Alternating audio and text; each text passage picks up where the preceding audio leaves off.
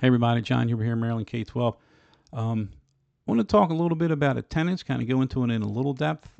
Try not to go on too long because, the more I talk, the less people listen.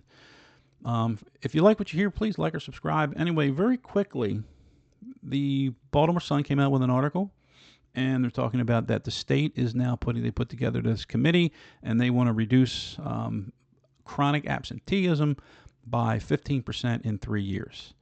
All right. Chronic absenteeism is a real problem in the state. In 1819, it was 19.5%. By 22-23, it was 30%. That means 30% of the kids in 22-23 did not come to school or were absent 10% or more of the time.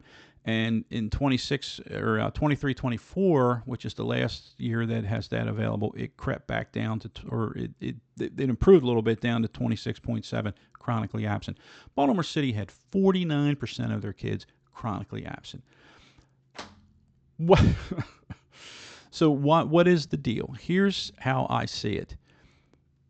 When a student is not in class for more than 10% of the time, but still receives passing grades, then that student has no incentive to come to school unless he or she wants to. All right.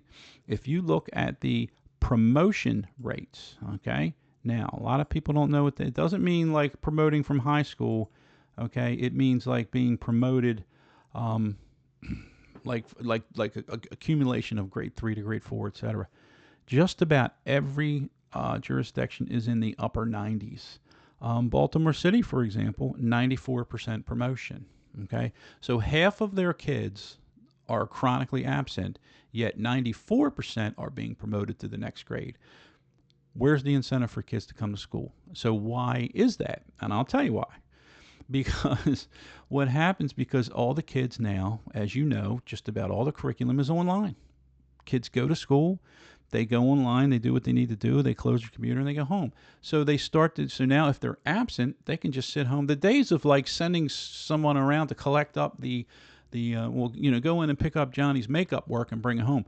There is no makeup work. Everything's on the computer. So why even bother? So if I'm absent, I just open the computer up and do it at home. So why are you going to penalize me if I'm absent? So now we have a situation where kids are just chronically absent.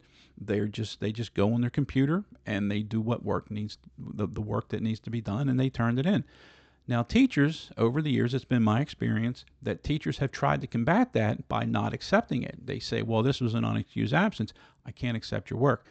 That is quietly discouraged from teachers to say, hey, you know what? You should never refuse work from a student. You can penalize a little bit, but you shouldn't refuse it. So kids just keep turning it in late, and if you penalize them a little bit, they're not too worried about it. That, ladies and gentlemen, is a real problem. It is a real problem that teachers face, and not only from the absenteeism, but from the foolishness, because they're doing work in the classroom and they figure, what the heck, I'll just sit here and fool around for 50 minutes or 90 minutes, depending on how long your class is. I'll just sit here and fool around for 90 minutes and talk and flip on my phone and go to the bathroom and text and do whatever. And then later tonight, I'll go home and I'll sit in my room quietly and I'll turn in my work. Teachers have tried to turn the submission buttons off at certain times, and they've been quietly discouraged not to do that because that amounts to refusing to accept work. The whole thing is a problem. The whole electronic issue is much more of a problem than most people think. Anyway, I hope this helps, but that's the kind of issue that they're going to have to start addressing. The fact that, I used to say to teachers at the end of every quarter, and I'll leave you with this, I would ask a teacher, I'd say, look, I just looked at your grades, and, I'm not going to sit here and question a kid, and I've never changed a grade, I never would.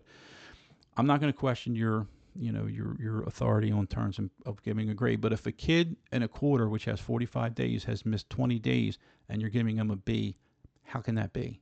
What does that say about the quality of your program? It's the same principle for all these jurisdictions who have a 98%, 99% promotion rate, but yet at the same token, half of their kids are chronically absent. Anyway, just something for you to think about. I hope it helps. Thanks. Have a great day.